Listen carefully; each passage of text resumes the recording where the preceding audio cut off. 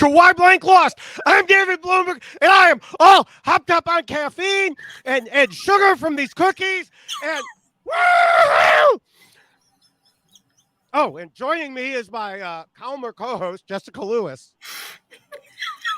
Sorry. All right, if you're just listening, you should definitely not just be listening. So that was a face I've never seen David Bloomberg make before. I was wondering what you're up to. I don't know what you're talking about. A little backstory.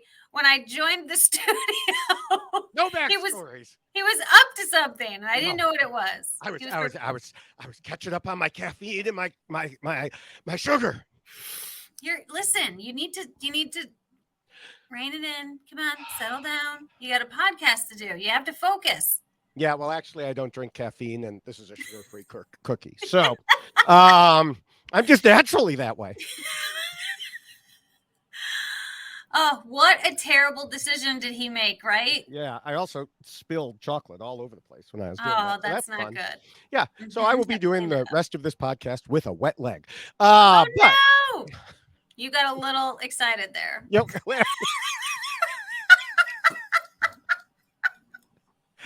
That is definitely going on out of context. Okay.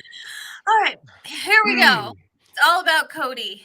Yes. But before we start talking about Cody, because I know that there are occasionally a couple people who don't listen all the way to the end, I just wanted to give a quick look ahead at our post-finale schedule before we start. Yes. Next week, we will, of course, talk about why somebody won and why 4 other people lost. But because we'll be discussing 5 people, we might need an extra day or so to get our stuff together. We'll see. But then, less than a week after that, we will once again be getting together with Tiffany Seeley and David Voce for a special postseason wrap-up. And we're not going to let Voce get away with this, I'm stuck in an airport and can't be on a podcast with you stuff. No, he's in it this time. He's definitely in it. Yeah. We won't settle for anything less. That's right. The fans want him back. Come on. Yes. I mean, sure, maybe he has to do brain surgery or something. I know. But, come on. You can take a break from that. This is important stuff, right? Yeah. So. That's great news. I'm very excited about that. Yeah. I know that it's a little bit wild and crazy, but maybe, if we all pull a Cody, it'll be just fine for that particular episode. If we all pull a Cody. What you were just doing. Well, then I don't think it'll be fine. If all of us do that? No, that'll be expected. That's what people look forward to. Yeah, but that's a little much. It's a little out of our ordinary type of podcasting when we have Tiffany and Voce on. So absolutely. We've been told that a few times. This is not what I signed up for. Although my mother loves it. Yes.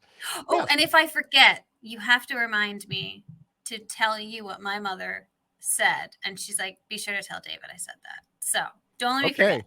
Okay. We are passing reminders on the podcast now. All right.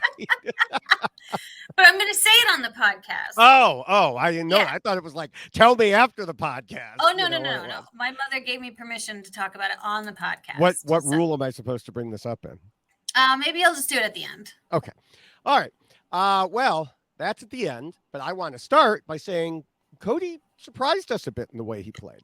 Right? Even from the get-go, I never would have predicted he would be the one to figure out to use the hollow part of the bamboo to get the flint off the pole in the opening challenge. Even the Dream Team challenge testers didn't think of that. Right. Yeah. Everything, I think, Cody ended up doing surprised us all. I think a lot of our... Okay. Not everything. I mean, we'll discuss some of the other things he did along the way. All right, you won't let me jump ahead. Fine. But no, I mean, I was just gonna say sometimes he did show up as who we thought he'd be. Early on, also when he went off alone to a nearby island to go diving off small cliffs. For sure.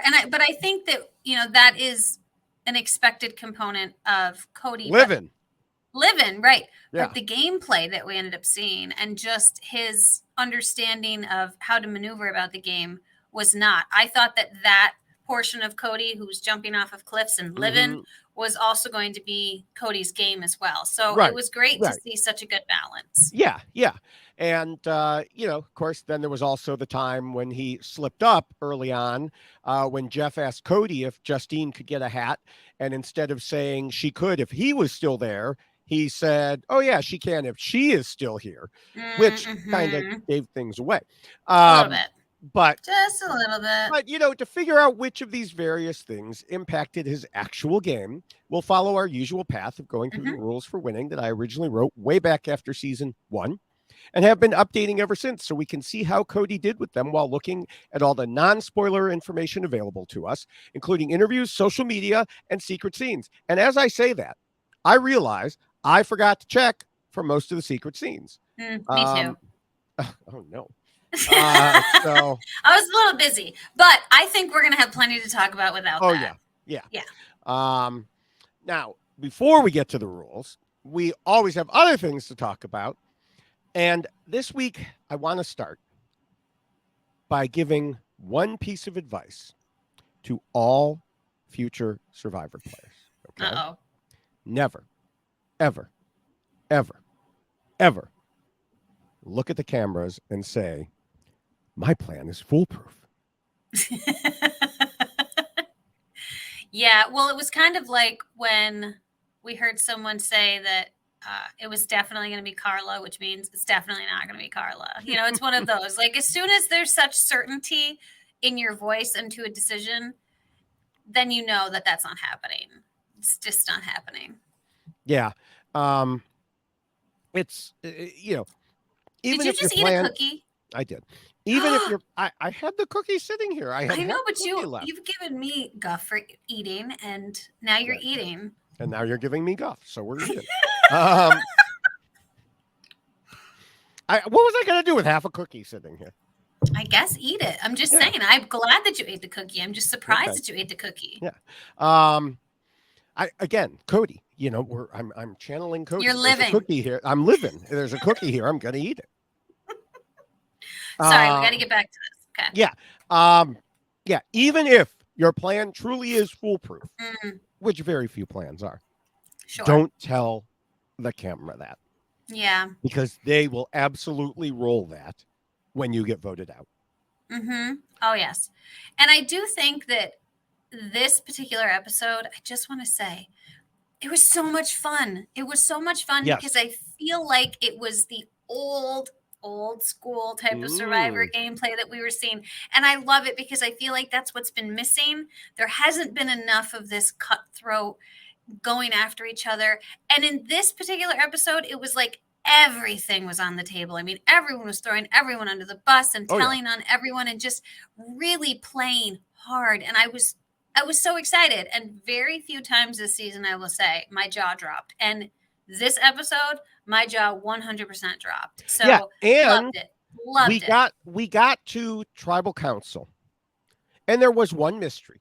Did he give back the idol or not? Yes. That was the only mystery. And then when it played out, we knew the answer. Yes. We didn't know why yet, but we knew the answer was yes. And there was no sudden change dropping out of thin air. Right. So, my son who watches also said he really enjoyed this episode, said it was a good episode, and said the same thing. We got to see why and how it ended up this way. Yes. And it was so fun and just exciting. And it kept you on your toes because it was like every conversation was like, okay, no, this is what I told them, but this is what we're actually going to do. And no, this is what we're going to do. Right. It was just great. It was great strategic gameplay. I feel for Cody, but my goodness, what a way to go out. Yeah. Yeah. And like you said, this episode was fun from the very beginning, I was chuckling early on when Carla brought the acting and the tears twice and had people believing her. Yeah. And then they were filled in on the truth.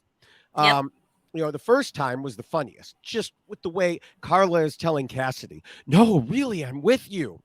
Go ask Jesse. And then Carla goes and tells Jesse, go tell Cassidy I wasn't targeting her. So Jesse pulls Cassidy aside and tells her, yeah, everything you heard about Carl is true. 100%. It was great. It was just such a snowball because it was like everybody was running around behind everyone's backs and throwing everyone under the bus. It was true Survivor, like at its best. I just really loved it because that's what we all want to see. And that's why I feel like sometimes we get cheated out of that portion of Survivor when there's too much time spent on, advantages and things of that nature. This is what makes the game so exciting when people really know how to play the game and utilize the tools that are provided to them in a way that makes it so incredible to watch. Yes. Another thing, follow up with the Carla thing, which was interesting to me from a game perspective, was the way Carla caused a self-fulfilling prophecy to come true. Yes. She worried that Cassidy might tell people about her idol. So she tried to make a move against Cassidy, which caused Cassidy to lose trust in her and tell everybody about her idol. Yes. And I love that she was so nonchalant about it. When she was like, no, she 100% has an idol. Yeah. It was just like, duh. Yeah. And it was right after Carla's acting job, her second acting job, convincing people she didn't. Right. So Cody comes back and he's like, oh, yeah, I don't think she has not. Yeah, she does. Yeah, she absolutely does. So great. So great. It was so good. Now, we also saw in Tribal Council that Jesse could act too. Because when he played Cody's idol, he specifically said they were calling someone's bluff. And he said it as a group. We're calling someone's bluff. So it's not just him. Which, of course, Carla had to believe was aimed at her. And then he sat down and he stared at her. By using all of this, he manipulated her to make sure she did what he wanted and played her idol. Yeah. This whole situation for Jesse's part was an incredible way to play a game in a very underhanded way because it was planting a lot of seeds and making people think certain things to just get in their own head. And it was incredible to watch because all he had to do was say one thing. And I'm not, we'll get into the whole idol thing later, but what a great way to play the game because then you don't appear to be underhanded. You are just saying something that's causing someone to react. And that's exactly what he did with Carla. And he continued to do it with other people throughout this entire episode. And it was great because that's a very difficult thing to pull off because you want to push, but he knew just enough. I'm just going to put that little nugget in there and just walk away and then see what happens. And it was incredible to watch. Incredible. Yeah. Now, there was another piece of good strategy, which actually took place in the immunity challenge. Okay. Cassidy had gotten the puzzle wrong and had to fix it. Then she fixed it. She figured out what it was. As soon as she had that piece just a little bit on, she called Jeff over while she was pushing it the rest of the way. And so that way, because she knew Jeff was saying it was close. I don't think she realized how close. But, I mean, it saved milliseconds, maybe a second. But Jeff was already coming over, and she was punching it in so that she could do this by the time, throw her hands up by the time he was there. Yeah. And I mean, just considering how close it was a really smart move. It was. Yes. And I also think we need to mention Gabler as well, because I do think that. I'm sorry, Gabler's invisible. You can't see him. That's right. I was a tree. Remember? Whatever pose he did, you couldn't see him. This moment with Gabler, I thought was great gameplay for Gabler because he told Cassidy that basically if she went to the end with Carla, they played the same game. And how are you going to distinguish yourself from Carla? And then he said the same thing to Jesse and said, Jesse, and same thing with you and Cody. And it really worked because Cody was actually talking, or not, excuse me, not Cody. Jesse was talking about Cody in one of his confessionals and just how I don't want to be seen as his second. And, how are we going to distinguish ourselves? And he acknowledged the fact that Cody's a little bit louder than I am, and people notice him more. And we've talked about, we've talked about that when you have two people who such similar games, that it's the one that they notice more is the one that will get the credit for the moves, even if both are making them, or even if the other one is making the move, the other one will get the credit that's a little more loud and boisterous, which Cody was. And so I feel like we have to give a little bit of credit to Gabler for putting that information out there too, to make Jesse think, can I actually sit next to Cody in the final three and beat him, because we did play such a similar game and people will notice him more. So, and I think that was a great idea for Gabler, just because he was then kind of targeting somebody without saying, I think we should target one of them. But Carla and Cody are two people that are very big threats, or Cody was a big threat in the game. And, and I think it was good for him to put that information out there, because then again, it's one of you plant that seed and make people think about it. So I think that worked out well for him as well. Yeah, I'll get more into my thoughts on that, but you are right. Gabler did bring it up. It would surprise me a lot if Jesse wasn't already thinking about it. Oh, and that is fair, because I'm sure that he did think about it, but I think it shifts to another level when you're thinking about it and then someone else mentions it. Yeah. Right. Exactly. So then all of a sudden he can be like, oh, I was thinking about that. Yes. And now you've just pointed it out to me, which means other people might be thinking the same thing. Yeah. All right. Do you have anything else you want to get to or discuss before we get to the rules? I just really enjoyed the entire episode. I'm getting it was incredibly fun to watch. So, it'll be a good time talking about Cody. So let's get to it. All right. Well, not quite, because before we get to the rules, of course, we need to mention that they come in a shorter and much more colorful version in poster form. Yes, they do. So go to robhaswebsite.com/yxlostfeed, scroll down to the poster and click on it. Also, if you don't scroll all the way down to the poster, by the way, you can click on the rules. Someone asked me about that. I haven't gotten back to them yet, but that's on the YX Lost feed also. You can keep scrolling down and get a t-shirt with the poster on it, or get a checklist t-shirt.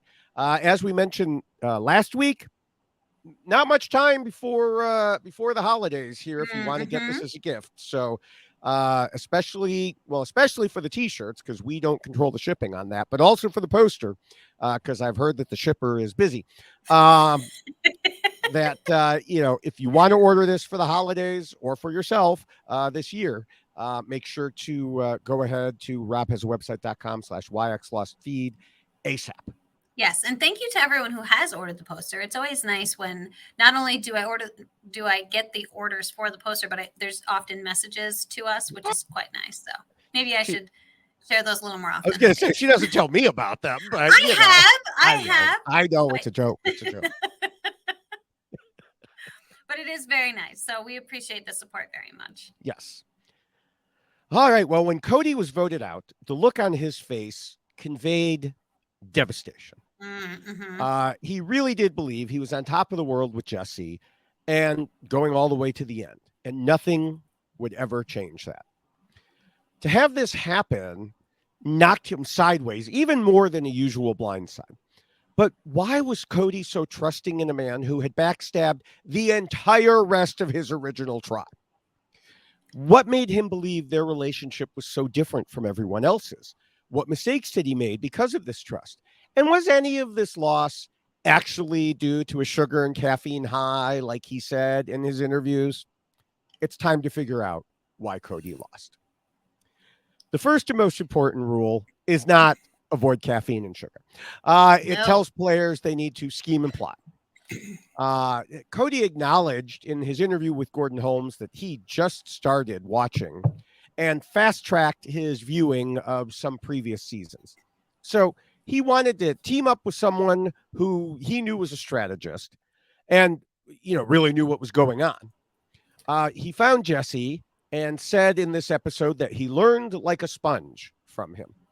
Now, frankly, I don't think sponges learn very well, as has been shown by the scientific documentary SpongeBob SquarePants. Oh my God. But I'm sure he meant he'd been soaking up knowledge like a sponge. Yes. I definitely think that he did improve as the game went on. But it seemed like he came in with some pretty good ideas on his own, like the way he turned people against Justine, the evil, horrible Oh my gosh. salesperson. Yes. When she did her interviews, even she said she was surprised when watching how much strategizing Cody was doing. Yes. And I do think that part of his ability to strategize so well is his non threatening nature. He just came across as someone who was, as we thought in the pregame, just fun and living and having a good time, and wouldn't be someone that you would necessarily need to worry about strategizing. Also, on top of that, as you mentioned, he was new to actually watching Survivor. Mm-hmm. So to have him figure it out the way that he did and be able to play the game as well as he did was, I think, a surprise for all of us. But I think it worked incredibly well for him because his personality made him seem like someone who was not going to be a strategist. And also, utilizing Jesse in the way that he did certainly did help that component of that as well. Yeah, he was definitely trying to learn. And, the thing is, though, Jesse realized it and I think took advantage of it. Because going back near to the beginning again, NECA said in an interview that as close as she was with Cody, she felt that in the game, Jesse had more influence over Cody. And of course, she was right. We often saw Jesse and Cody talking with each other, giving suggestions, bouncing ideas off of each other.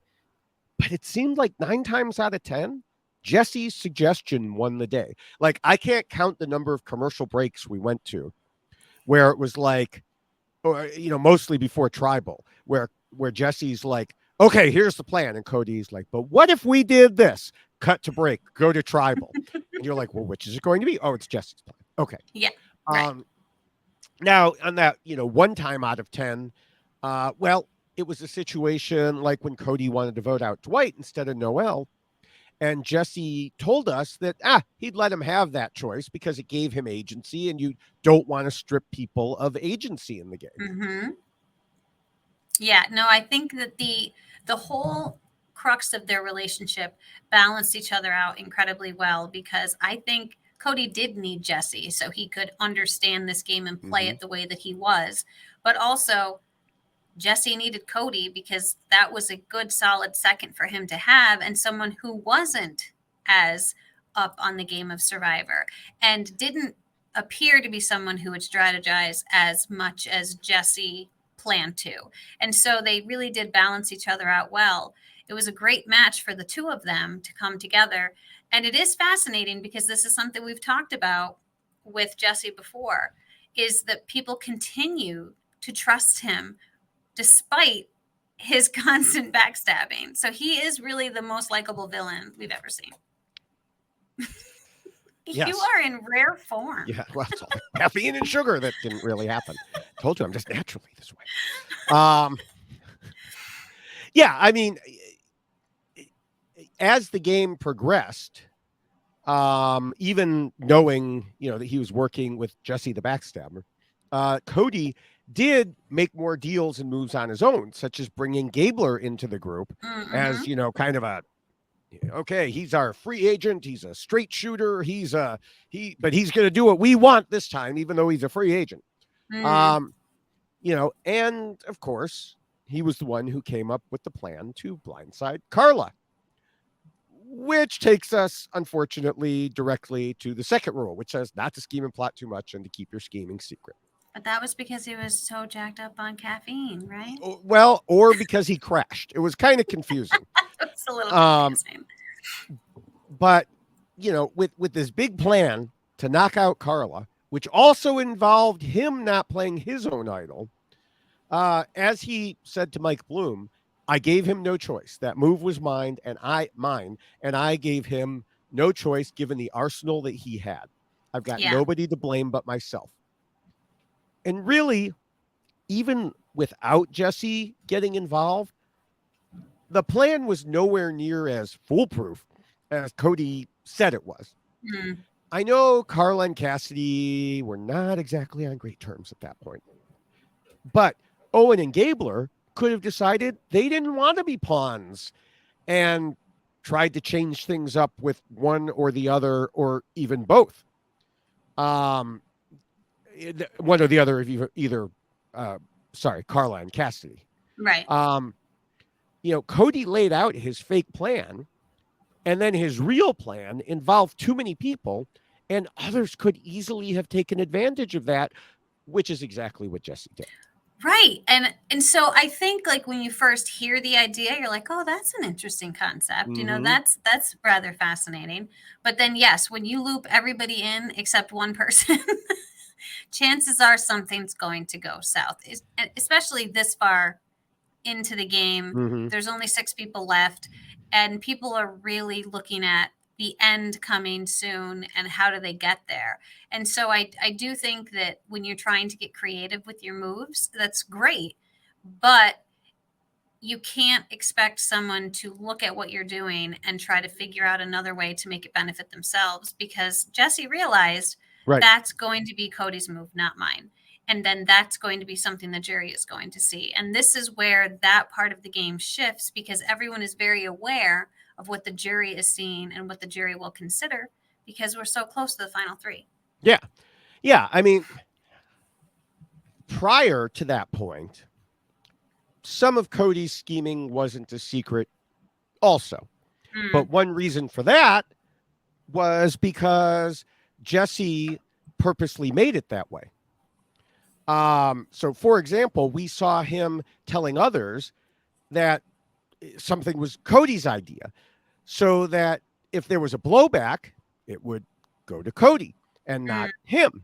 Mm-hmm. And it's a little confusing because we did hear from several players in their interviews that they didn't realize how much time, or at the time, how much Cody was really playing. But at least in Jesse's eyes, and as you mentioned, also in Gabler's eyes, because he talked about it, Cody was the more obvious of him and Jesse. So, it like I said, it's a little confusing. You have Jesse going, here, look, Cody's doing this, and Cody being more vociferous, but then players sometimes saying, yeah, I didn't realize how much Cody was strategizing exactly. So, yeah, and I do think that some of that has to do with the particular relationships that everybody had, because one of the things that Cody talked about was how he wasn't familiar with some people's games because he hadn't been playing with them from the beginning. And so I do think that sometimes people's opinions of the games of others can be limited because what type of relationship they have. And so I think that might be something that we're seeing with this, because Jesse is doing everything with Cody. So, of course, Jesse is going to know everything Cody is doing in every discussion that they've had, whereas someone who's not doing that with Cody and is just kind of looking at this guy jumping off of these large rock formations and making hats and eating being too many... preposterous. Yes, preposterous and drinking too much caffeine, that they're going to have a different viewpoint of the type of game that he's playing and thinking potentially, well, he's relying upon someone like Jesse in order to play his game. So I do think that a lot of that depends upon how you fall in the relationship structure with that person. Yeah. Speaking of drinking things, by the way, and I don't think this falls here necessarily, but who knows where it is. Okay. Did they have electrolyte packs for you when you were out there? Yes, they did. And what would have happened if you just walked over to somebody and said, I'm taking that? Or, Well, it's funny you ask, because I was trying to remember how we got them. Because what I had been told, and the reason why we were receiving them, was because the season previous to ours, I think, was it 32 when someone almost died? Yeah, I don't remember if it was immediately previous, but yes, I remember the season. It was called wrong, right? Yeah. We were like, and so I think once that happened, they realized, oh snap, like people are almost dying, so we need to do something. And so they did give everyone an electrolyte packet. That's a hard thing to say. Yeah. But I don't remember how they gave them to us, because they just put them in our med packs that we had access to, but I honestly can't remember, because if it was just in the med packs, very easily stolen by somebody else. So if that's what they were doing, I could see that. But if they handed it to us, I don't see how you're stealing that from anyone. I just love that Cody's coming out and said, yeah, I stole all those. I know. And he's like, I don't know if I'm supposed to say this or not, but here it is. And he just shared it with the world. Yeah. It's amazing. But I was always curious about the med packs, because you could really take something out of someone's med pack, which would be terrible. And if that's what he did, Cody, come on. Really? Yeah.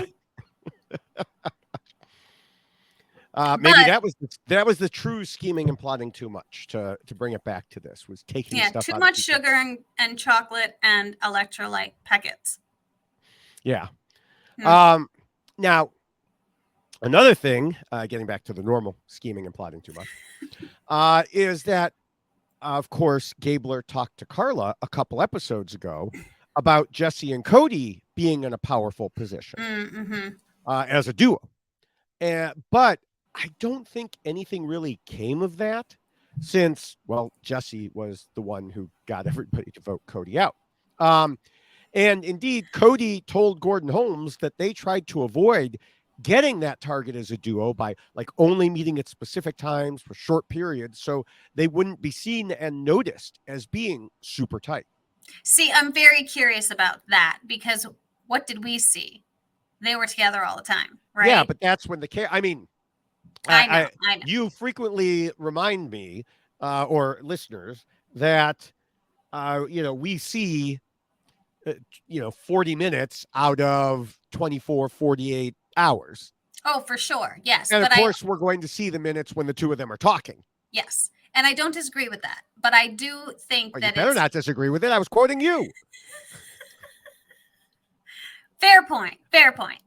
But I also recall when I was out there, you tend to notice who's connecting, right? And you tend to notice who is spending more time together, and you know what? And sometimes you can be really good about trying to hide that. And maybe they were really, really great hiding it.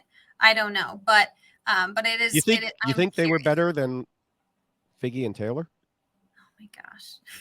Yeah, I don't think Cody and Jesse tried to have Jeff Probst marry them while they were on the island. So. Well, I mean, before that, when, before Figgy, volunteered the information to you, which led to a slightly famous catchphrase. You think? Yes, exactly. Yeah, some people are a little more obvious with their duos than they think they are. And so, and maybe Jesse and Cody were really good at hiding that from people, which would be interesting. Yeah, and they probably weren't canoodling in the corner. Yeah, or making out in the shelter, I'm just going to say. Yeah. It's one of those things. Yeah. All right. Well, the third rule tells players to be flexible. Not that kind of flexible. How do you think Cody did here? So I feel like Cody wanted to do well with this rule. And he actually talked about, and this I feel like is combined with the next rule a little bit, but he very early on, when he decided to be flexible and voted out NECA, then he felt so terrible about it. He didn't want to do that again. So I feel like he went into it thinking, I'm going to be able to do this. And then he went, oh God, that hurt. Like that hurt my heart. That was really difficult. And so I think it negatively affected his ability to be as flexible as he wanted to be, which is why he locked himself in with Jesse, because he didn't want to do that again. And so there was this weird combination between the two things. Yeah, and that's exactly it. Like you said, he locked himself in, which is the opposite of flexible. And so he was never turning on Jesse, which, as you also mentioned, is going to be a theme for the next rule and maybe even the rule after that. So let's go to the next one, which is the fourth, and tells players not to let their emotions control them. Certainly, Cody was someone who played with their emotions. Whether he was excited or upset, he said in his interviews, as you mentioned, after voting out NECA, he was so gutted. He couldn't envision doing that again to someone he was close to. And, again, that was what really and truly locked him in with Jesse. Yeah. And just as he was never turning on Jesse, he would not even consider the possibility that his trusted friend would turn on him. Mm-hmm. And this is something we've talked about before, where people assume that other people are thinking the same way they are. Right. And it's like, no, you were the one who was gutted by voting out NECA, not Jesse. Well, and even if Jesse was, that doesn't mean that Jesse's not going to do it again. Right. Yeah. And so, but that was why there was so much pain in his eyes when it happened, because he just could not conceive of a universe where this would occur. Yeah. He told Mike Bloom, I didn't even think that was an option. I didn't think morally you could do that. After being out there, having this relationship, I didn't think it was a choice. Yes. And that's really heavy, because you are definitely 100% locked with that person if you think that there isn't even a choice to do that. And then on top of it, to see what Jesse did, he was talking about the fist bump with Owen and how that further infuriated him and crushed him in that moment, because Jesse was almost celebrating the fact that they had just taken out Cody. And so I do think that one was very painful for him. I'm sure it was painful for Jesse as well, but Jesse is also kind of balancing I have to play this game and I have this relationship I've developed, but playing the game trumped the relationship because this is a game for $1 million. And he was very aware of that. I know that Cody said, we've all got bills to pay, and that is very, very true. But then you have to make those tough decisions. Right. And that's exactly it, decisions, because he said he didn't think this was even a choice, but it was a choice that he himself made earlier in the game. Yeah. He just didn't think it could happen again in this way. Yeah. But if we look back all the way to episode 2, Jesse told us they have these relationships, but they have to set them aside and play the game. And here we are, all these episodes later, 10 episodes later, he didn't change his way of thinking.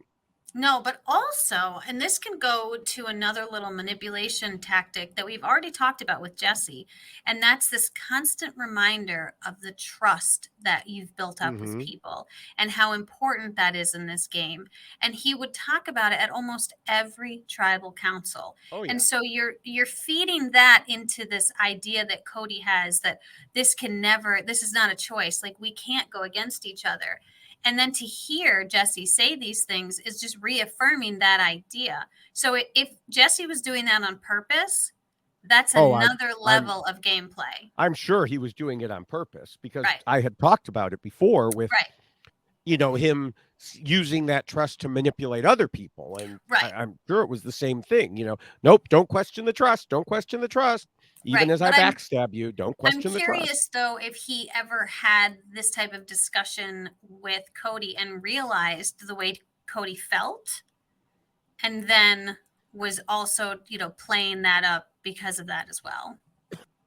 I don't know that Cody is much of a discuss your feelings with another guy type of guy. Maybe not. So... All right. Well, the 5th rule tells players they need to pretend to be nice and play the social game. And I don't think Cody did much pretending and didn't really need to, because obviously nobody liked that guy, right? As long as you weren't a salesperson, he got along with you just fine. Yeah, no, he definitely didn't need to pretend here. He was living. He was the life of the tribe. And people really did enjoy him. And again, as we can go back to, the rule 1, where his personality and his likability, I think, made it easier for him to play this game, because he was likable and people enjoyed him being around, and also allowed him to do things within the game that most people probably wouldn't be able to pull off. And I know we're going to get there, but we're going to be talking about beads, and just... No. When you have that type of personality, it can certainly benefit you in a game like this. And so your likability factor can make things easier for you, and people will not see it as being strategizing or part of the game. It's just who you are, because this is Cody. Right. Yeah. I mean, even as much as we saw him being friendly and fun, there was more that we didn't see. Mm. Because again, you can only see so much. Multiple people said in interviews that they made bonds with him, even if we didn't see those bonds. Mm-hmm. And, Cody told Mike Bloom that he had real relationships and there were a lot of good laughs. And he said those relationships were organic with no strategy behind them other than, hey, we need relationships to move forward in the game, which is pretty funny because that actually is a strategy behind them. Mm-hmm.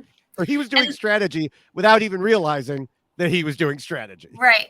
And also just his desire to make things for people, I think was also part of this rule as well, where he was willing to, even though you mentioned the hat already, that I was going to say, if you're still here. Yeah, I don't know if he was willing to make a hat for Justine. But like he talked about the swing that he made and he Mhm. complained. He's like, everybody wants to strategize every 15 minutes. I just wanted to like have fun and do things. And so he would make stuff. And Mhm. he made a walking stick for Carla, expecting her to be voted out with the walking stick that he made for her.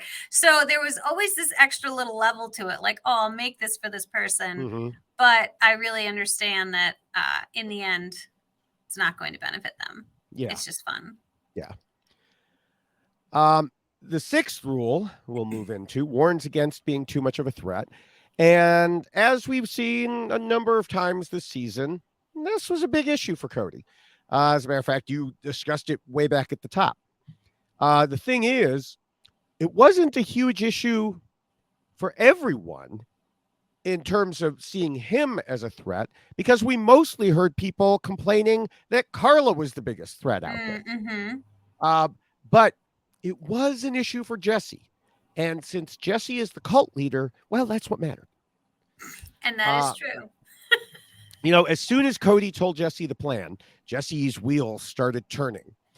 He told us Cody's plan was great for Cody. Right. But taking out Carla, the biggest threat in the game, would absolutely boost his resume. And as we talked about earlier, he knew he couldn't be seen as Cody's number two because Cody was more out front. Mm-hmm. And as we discussed earlier, that was partially due to Jesse's own actions, but still, it was something he had to deal with here.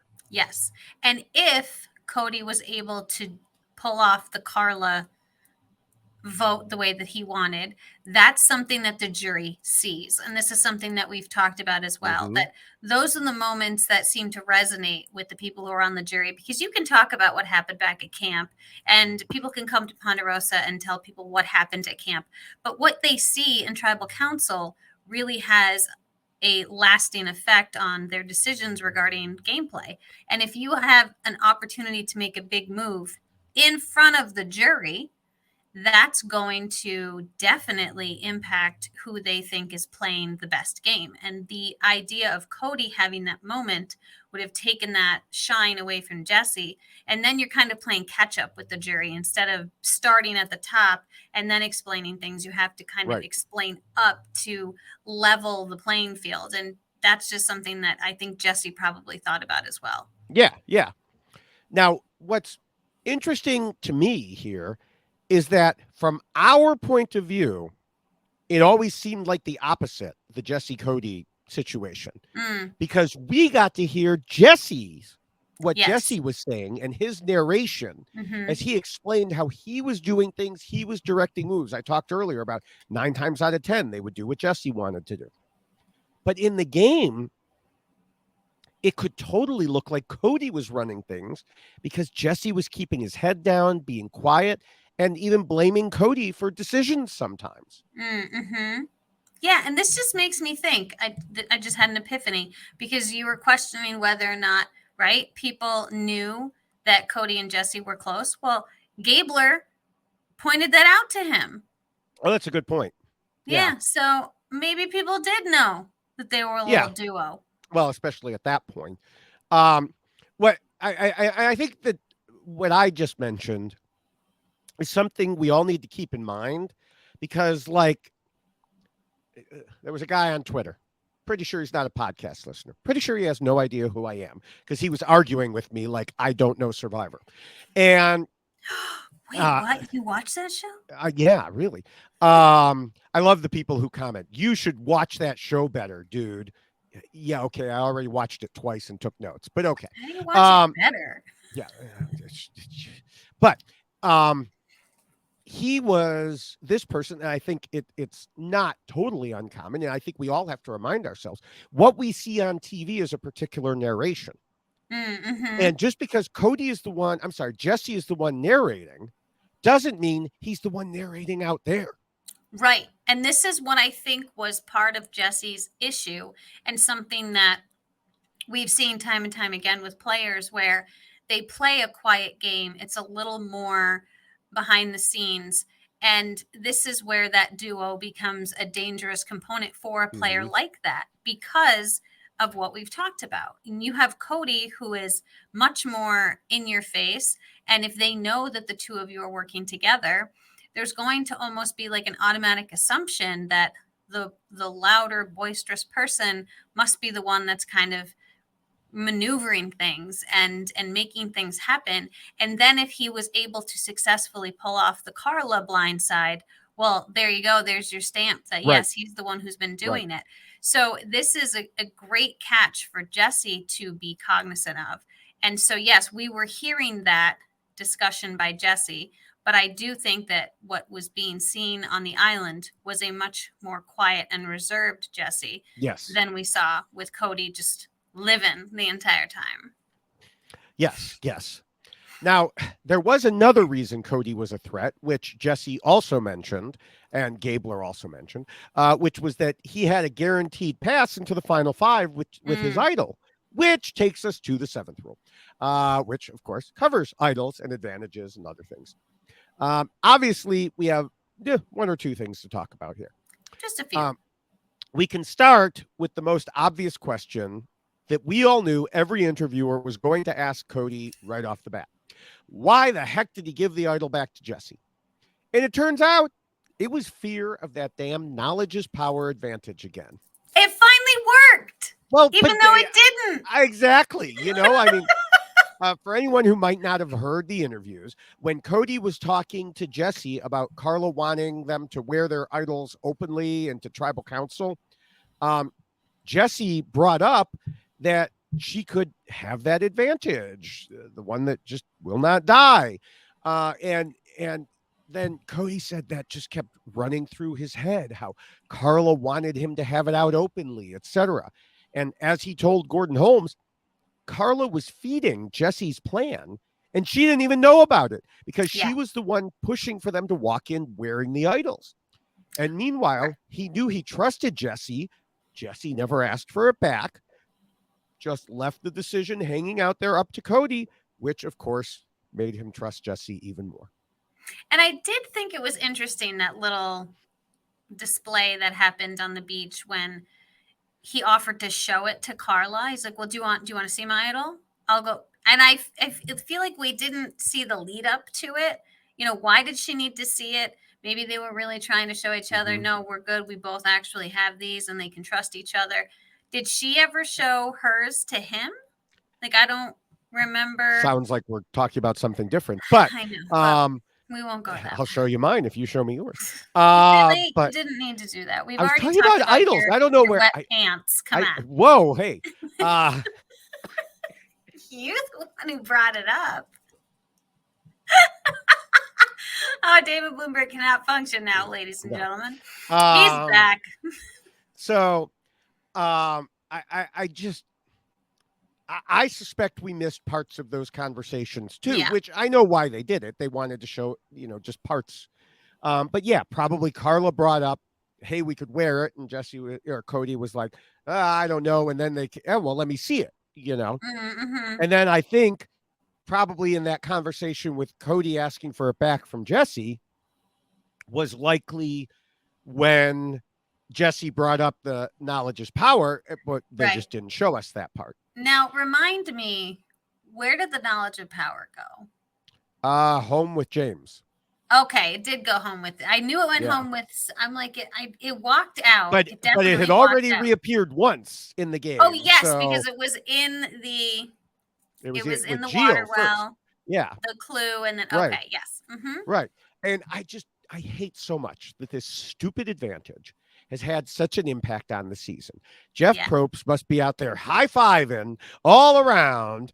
But that said, I have to give huge props to Jesse for making use of the fear of that advantage to maximum potential. He milked the hell out of that thing. He got 2 idols from it. Right. Yeah, he really did. Now, but everyone knew James had it. Did Cody think there was just a second one that magically appeared? Third one, because remember, Gio had it first. Oh, that's right. So yeah, I Okay. think that Yeah, they so figured that it makes just sense kept then, coming back. because it's like that song, "The Cat Came Back." Yeah. The very next day. Yeah. Yeah. We thought it was a goner. Now, someone pointed out to me on Twitter, I have not had time to verify this, that the original Knowledge's power expired at Final 6. Well, that's what I was curious about too. Like, or before Final 6. I'm sorry. yeah, because there's all these but extra rules. I'm sure Cody didn't remember those details. I'm sure he never got to read it, you know. Well, and that's the thing too, where you have someone who is admittedly less studied up Right. on the game, and I know that knowledge of power is one of the newer advantages, but I do think that if you are taking all of this in and trying to figure this game out and playing catch up, that you have a tendency to kind of miss those extra components of things, where someone like Jesse, who is much more in tune with the game because he's more familiar with how it works, is probably able to acclimate to those things easier and more quickly, and then put them into his game, as we've seen him do. Yeah. Now, going back in time to when Cody originally found the idol, I need to reiterate what I said at the time, which is that it was really dumb for Cody to take a beware advantage. Like this. Yeah, which he should have known would mean he would lose his vote in a situation where he really needed his vote. You know, this was one of those situations where Cody wasn't thinking. He just jumped in. And then afterwards, he was like, oh, that was a mistake. Yeah. And who did he go to? But Jesse. Exactly, because he didn't remedy the mistake. Right. Jesse remedied the mistake. Yes. Jesse told Cody to use his hat as an excuse to get the beads. And then they did all the play acting when NECA and Jesse helped and everything else. He was saved by his allies there. He definitely was. And he was also saved by his personality. This is what I was talking about before, that he's able to pull this off because, it's just Cody being goofy Cody. And look, he made a hat and he wants to make it pretty. And isn't that nice? So, I do think that certainly worked to his advantage, because I think if you had someone like Jesse trying to wheel and deal for the beads that same way, they would be a little suspicious. Like, what is going on? Yeah. But it was fine when you've got Cody doing it, and then you've got, Cody's cohorts helping out, and no one's questioning because it just seems fun. Yeah. So I don't know if there's anything else you wanted to talk about with beads. Not with beads. Okay. Or anything else with advantages before we move on? I feel like there was something else. Wasn't there something else? Nothing I can think of, but so we'll move to Appendix A, and if you remember, then we'll deal with it. Which is about the other players keeping their end goals in mind when voting, and we talk about voting out the weak, then the strong, then the weak, then the strong. We're at the point in the end game where players need to be voting out their strong opponents. And we've just spent the last, 45 minutes talking about how that was done here. Or at least from Jesse's point of view. Carla wasn't in on it, but I'm sure she wasn't upset that it went that way, because she'll likely soon find out the other plan was targeting her. The others, well, from their point of view, I can understand why they made this decision. From our point of view, we know how strong Jesse truly is. I think they will have an inkling now at this point. But they didn't yet in that moment. And it was also just smart to help get rid of one person with a guaranteed spot in Final Four, while also taking out the guarantee for another big threat to get there by pushing Carla to use the idol. I mean, it certainly opened things up for Gabler and Owen and Cassidy. It certainly did. And maybe this is why so many of us have been wondering why Jesse's name is never being brought up. There's a distinct possibility that he has been playing so under the radar that this is why they were all Right. shocked when Jesse did that. Yeah. That was Jesse. Yeah. So, and this is now, what has it done? Pushed him into the forefront, but he's all right. Yeah. Yeah. We'll talk about that. Yes. Now we need to move on because somewhere along the line, we forgot to bring Appendix B in, once we hit the jury phase. That is, we discussed at various points. Yeah. David, these are your rules. Come on. I know. I was testing It's on the poster. I know. I was testing you. It's not on the poster. Yes, it's on the poster. Appendix B? Yes. It's right there. Oh, it's down there. Took me a minute. I was looking in the wrong corner. It has Russell with his hat. Yes. I was looking at the wrong corner. Your head blocks it. I'm sorry. There it is.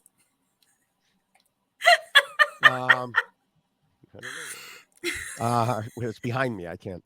But anyway, we had discussed how the jury might interpret things. We talked about people being a jury threat, but we kind of forgot to specifically separate out the portion. So luckily we remembered just before the finale. And by we, you mean you? Yes. I didn't, I wanted to share the credit. That's all. But fine. I'll take all the credit. I was like, oh yeah, that's right. We haven't talked about that. Oops.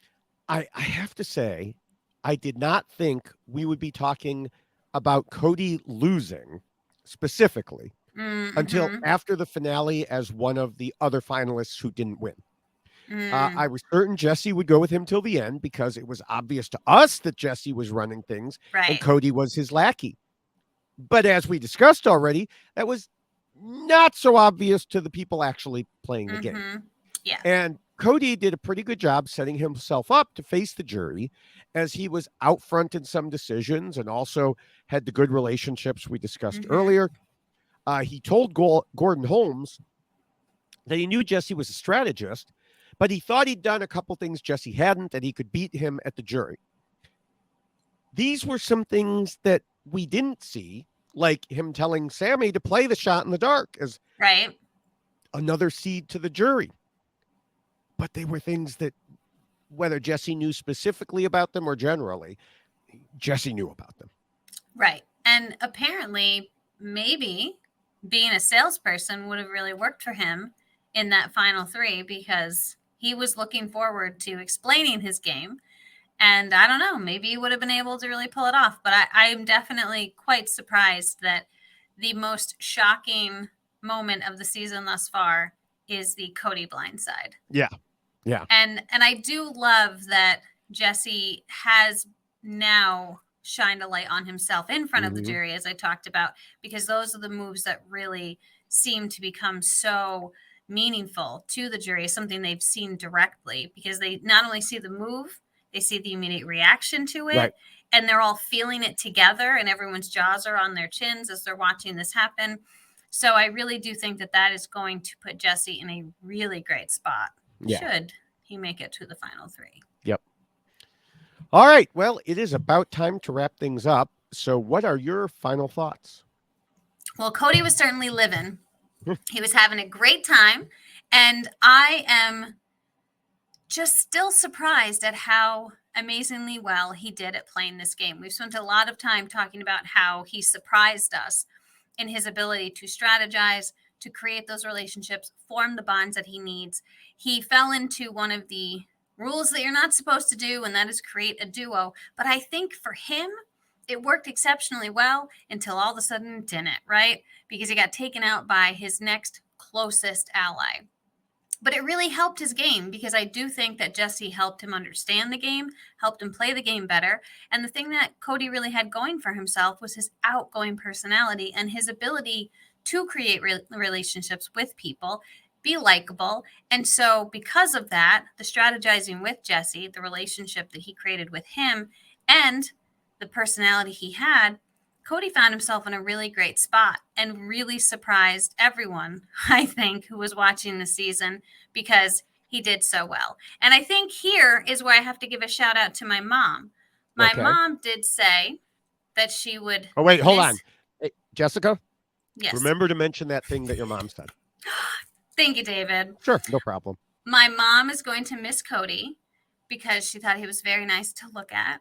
And she appreciated the hairy chest that he brought to the game, or something to those. I can't remember, but it was just want you to know my mother. Should I take off my shirt for her? My mother enjoys you, Cody. So thank you for giving my mom a little bit of eye candy every Wednesday. I hope you don't mind. I hope that doesn't offend you. But my mom is a Survivor fan, obviously, and watches every episode. So she's often messaging me. And that was what the message was regarding Cody. So, anywho. All right. Well, that's hard to follow. But as we just discussed in Appendix B, now that I remembered to put it in, Cody knew Jesse was a strategist. After all, that was one reason he picked him to pair up with, as we covered way back in the first one. But he thought he could beat Jesse in the end. One thing he hadn't considered was that Jesse knew that was a possibility too. And the second thing that he hadn't considered was that while he was never going to turn on Jesse, Jesse didn't place that same restriction on himself. That trust in Jesse caused Cody to make a series of mistakes. He came up with what he felt was a genius plan. It made him vulnerable, but he trusted Jesse to not take advantage of him. Now, I recently recorded a non-Survivor podcast, and one of the things I discussed was thinking a level ahead of other people. In particular, I was discussing poker, where I might bet a certain way with a specific hand, but I know you would expect me to bet that way. But I also know that I know that you would expect me to bet that way, and so on. And it's this multi-level thinking. Here we had Cody giving Carla level 1, but he was actually working on level 2. But Jesse out-leveled both of them with level 3. But unlike poker, where you should expect your opponent to try to outthink you, it never occurred to Cody that Jesse would do that to him because, again, of the trust he had. And of course, Cody had Jesse holding his idol and gave it back to him again before tribal council because he trusted Jesse when he said he thought Carla had knowledge is power, and because he trusted Jesse to not use that idol, let alone in a way that would hurt him. You'll notice through all this discussion, caffeine and sugar didn't really show up. I understand how Cody wants to at least partially blame that for his state of mind. And, we've discussed previously how a lack of food, lack of sleep can make people's brains less than perfect out there. Mm-hmm. But this vote was the end result of a long series of decisions he made and plans and decisions that Jesse made. Mm-hmm. Yes, there was, of course, the final one to set up this whole plan, but I'm sorry, I can't chalk up getting outplayed to a sugar crash and lack of sleep. Cody said after the NECA vote that he didn't have it in him to go through that feeling again of turning on someone so close to him. As we discussed, he presumed Jesse felt the same way. But we've seen Jesse say quite clearly that that he is there to play for his family. And those are the people close to him that he is watching out for. As Cody told Dalton Ross, it was my Achilles heel at the end of the day. So many factors depended on his trust of Jesse, and Jesse took advantage of them all. And that is why Cody lost. That was heavy. Yes, very heavy. I'm curious if there can be a recovery, like final 3, Jesse's in it, where Cody would fall. Like, would he be an angry juror? Would he be like unforgiving? I absolutely believe he will. If Jesse is in final 3, I absolutely believe Cody will vote for Jesse. Okay.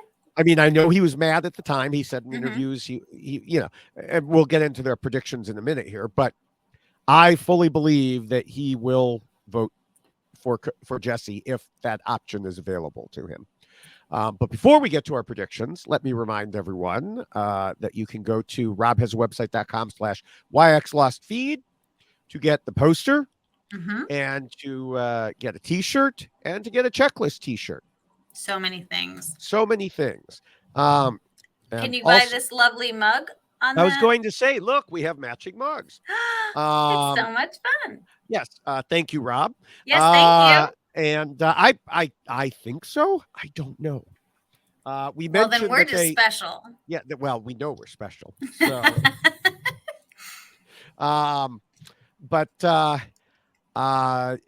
so yeah, again, that was robhasawebsite.com/yxlostfeed. Prediction time. Oh, that's another thing my mother messaged me. Okay. You were both wrong. Oh, yes, thanks. I'm like, thanks, I know. Yeah. Oh, yeah. We know. Yes, we know. We were so wrong. Yeah. This is a big prediction week, though. I mean, but to be fair, could anyone in their right minds have predicted that turn of events? No. Even people not in their right minds couldn't have predicted. I know. Come on, Mom. Give us some credit, all right? Yeah, give us a break. Our prediction made sense. Yeah, give us a break. Justin just outplayed us all. Yes. All right. So, of course, this being for the finale, this is going to be a little complex. The past few days on Twitter have turned into a battle between those who believe Jesse will obviously win and the Cassidy truthers. Interesting. There's a very small middle ground of those who think Owen can pull it off, a few who think Carla can.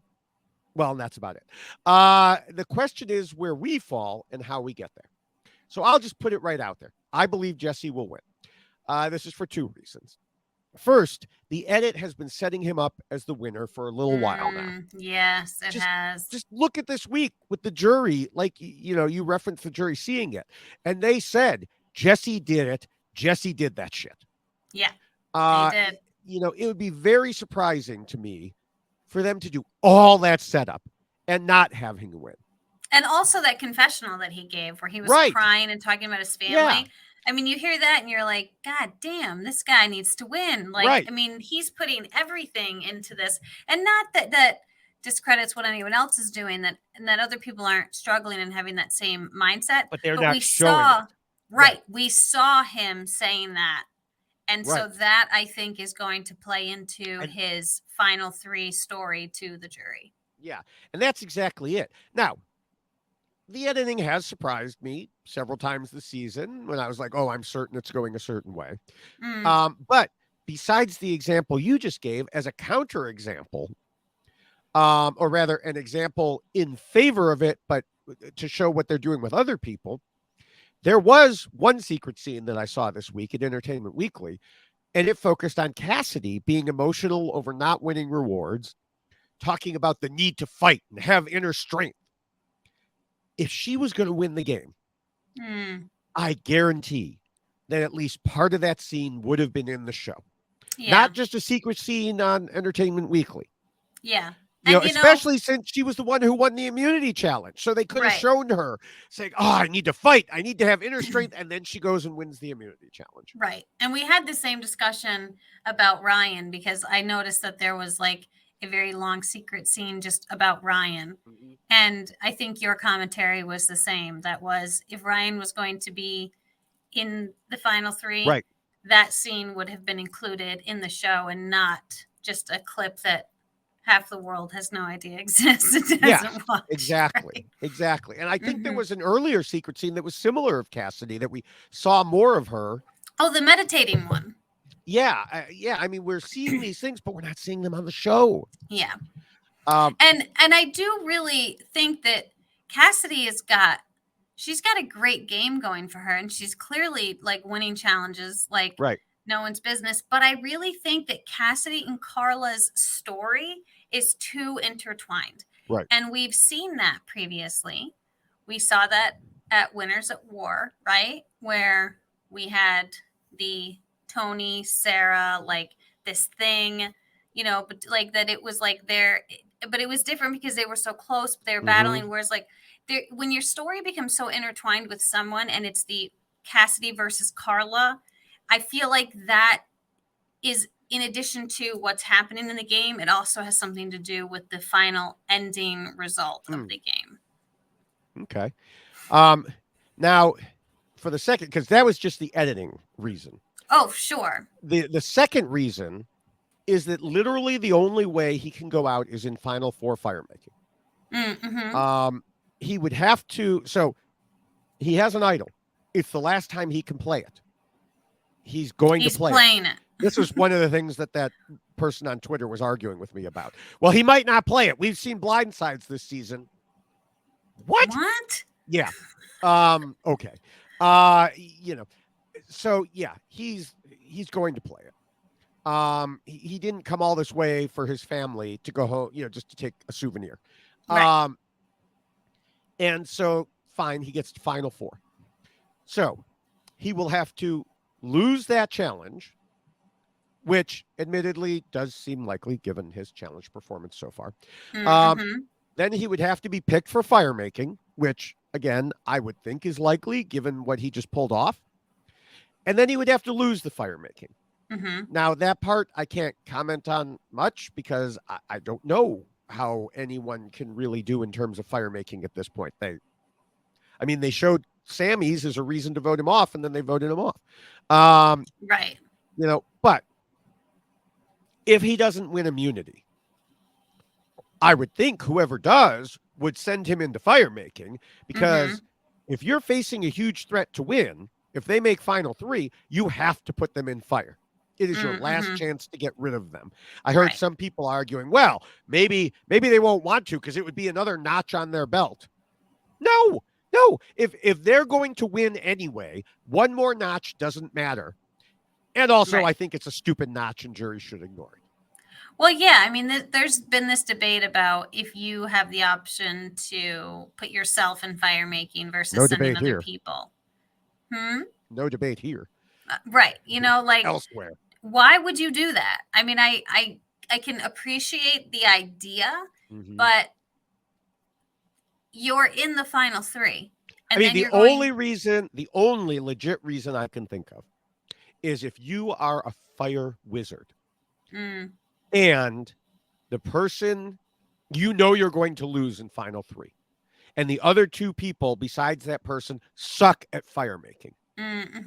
So there's a very, very specific instance when I could see, okay, I know I'm going to lose anyway.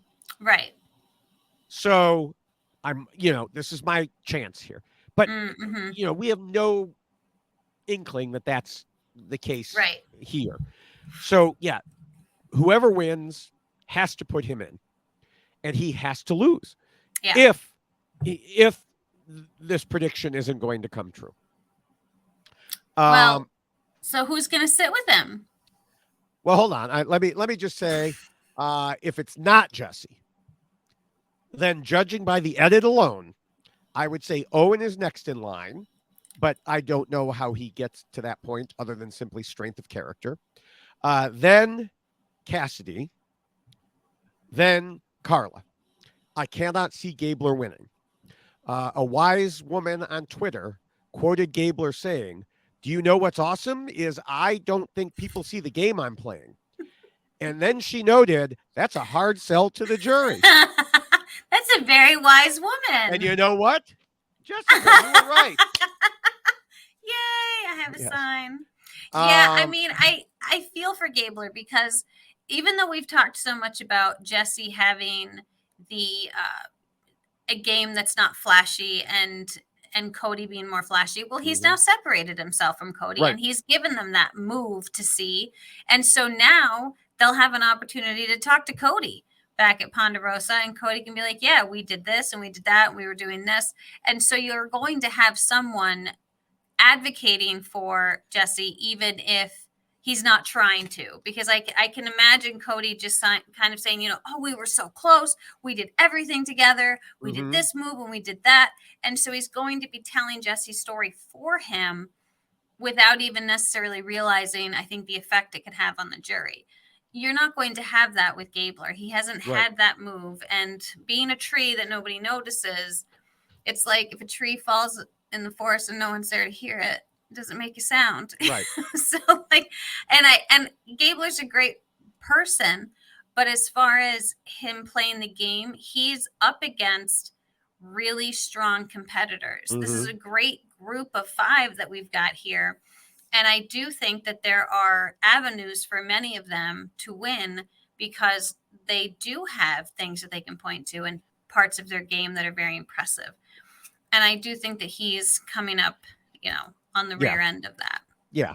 Anyway, let me emphasize that was based solely on edit in terms of what I was saying, who could win other than Jesse in the order I gave, not based on what they did in the game, solely on edit. So don't take offense. Don't come at me. But to go back to my actual prediction, I think we get to Jesse winning by him playing his idol, of course, at Final 5, voting out Carla. Because this whole episode, I mentioned it earlier, everybody was saying she's the biggest threat. Yep. And he was saying it in particular. So, of course, he'd want her out. Then fire making. Who knows what will happen there? But since I have to predict something, I will say Cassidy wins the challenge, puts Jesse against Owen. Jesse wins. Jesse faces Cassidy and Gabler. Jesse wins it all. Wow, that's fascinating. See, I don't disagree with much of what you've said because I do think that potential for winning the next challenge, it really is going to be Cassidy or likely Owen. I think those are the 2 that have the best shot because of the performance that we've seen thus far. And even though Carla has won 2 immunity challenges, she's physically depleted at this point. I mean, her hand was like literally freezing up. And because Cody took all the electrolytes. Cody. So her whole body's cramping up. She's probably like, where'd all the electrolytes go? Damn it, Cody. Do you see what happened? So I do think that Carla's going to be in a tough spot, although Cody is not there to steal the electrolytes. So maybe. But I do think that It'd be cool if they had electric lights, though, too. Crystal ball. But I do think that there's been so much buildup regarding this Carla Cassidy feud that it has to come to a head. Like something has to happen. And I can't see Cassidy not winning immunity, or even if she doesn't win immunity, somehow being picked over Carla to be sent home. I mean, because I think there's been so much emphasis on Carla being a threat. And then Cassidy's always kind of been that fallback, that it could be one of those 2. If it can't be Carla, then it can be Cassidy. Right. So I can certainly see that happening as well. Oh, but what I really would love to see happen, because also there's this idea that, Cassidy is the other significant component, right? Other than Carla. I want Owen to win that fire making challenge, and I want him to be sitting in the final 3. But we yes, can't always get what we want. I know, but I don't know if you noticed, there was a quote that was made by Cody in one of his interviews where he said that Owen scares him in the final 3. I thought that was interesting. It was like an interesting choice of words, like because it sounded very present tense as opposed to in the game mode kind of thinking. So I just really want to stick with my winner pick on this. I really feel like, because I have to. Jesse, I love you. I think you're amazing. And I do think if there was a Jesse win, I think that would be incredible. But what if there is a fire making challenge and then Owen wins that fire making challenge, and then we have an Owen, Cassidy, Gabler final 3? I mean, we have seen a lot of Owen looking to the jury and smiling at them. Yes. We have seen a lot of interaction there. Yes. And I do feel like there might be animosity built up in regards to Cassidy, because there has been this angst. There's been this thing that just seems to be tied to Cassidy, whereas Owen might have that underdog story that people on the jury could appreciate. And if he takes out Jesse in fire making, ta-da! Look at that. God, we even have to talk about fire making as part of our predictions. Yeah, again, I hate that idea of ta-da, look at that. I mean, I like Owen, but I hate the idea that taking someone out in fire making should be a reason to vote for them. No, Yeah. it should never be. No matter who it is, I Mhm. don't care if it's the freaking best person on the planet against Mhm. Russell Hantz. It should never be a reason for voting for them. Yeah, I don't disagree. But Well, all that's my right. prediction. So you're predicting you stick with our original. I'm sticking with Owen. See, here's the I thing. have to. By me picking Jesse, I now get 2 chances to be right. You still only have 1. I'm just saying. Oh, look at 'Cause you. I have our original. Cheater. So I'm not cheating. Yeah, I'm but now simply you've turned your taking back on advantage. Owen. I have Owen, not do you turned hear my this? back. Do you see what's happening? No, I am no. supporting you all the way to the end. I support him. I just, there are You lots don't of think he people can in this. win. There are lots of people in this final 5 I Be support. honest. You don't think he can win. I don't think he will win based on the edit. Again, solely on the edit. He's had a lot of confessionals. I know, but solely on the edit. And, maybe they're tricking us again. It wouldn't totally surprise me, but yeah, this but would I go don't really I don't down a rabbit disagree. hole. The of edit trickery. is very heavily skewed towards a Jesse win. Yeah. All right. Well, as we wrap up, I want to encourage people to check out the RHAP patron program at robhasawebsite.com/patron. You can get access to the Survivor Academy podcast, which I believe I don't know exactly when this will be released, but I believe it's recording live for, of course, for patrons on Saturday afternoon, maybe. This, of course, is the wrap up for the season for Survivor Academy. There's the Patron 5 for 5, which is weekly and ongoing, and more. And when Rob isn't talking directly to everyone, there are the Facebook groups and Discord to keep you occupied with a great community of people, including us, where you can talk about Survivor, Big Brother, life in general. You can support shows like ours and everything on the network by becoming a patron, again, at robhasawebsite.com/patron, or you can click on the link, which is handily available at robhasawebsite.com/yxlostfeed. And once you get to the Facebook groups, make sure to say hello. You should definitely say hi. And you should also say hi to us on Twitter, which is still alive and somewhat thriving. I'm at Jessica Lewis 89 and he's at David Bloomberg. You should certainly follow us both to get all of our tweets throughout the week. And also we live tweet the episodes. And also David Bloomberg has become a TikTok specialist, and you should certainly follow him on TikTok. He is at David_Bloomberg on TikTok. Yes. You should definitely check him out. He posts multiple TikToks a day on various things, not just about reality TV, but mostly about reality TV. And then he does post those on his Instagram, which is at David Bloomberg TV. Yes. There you go. So you should definitely follow him on all of those things. And he has a fancy little thing put together to make it easy for you to do so. To make it easy, you can go to Linktree/David Bloomberg. With the thing is, there's a dot before the EE. So it's linktree.ee/David Bloomberg. Excuse me. And there you can see my Twitter, my TikTok, my Instagram, my Mastodon, my Post. Yes, there's Mastodon now, too. There's Mastodon and Post.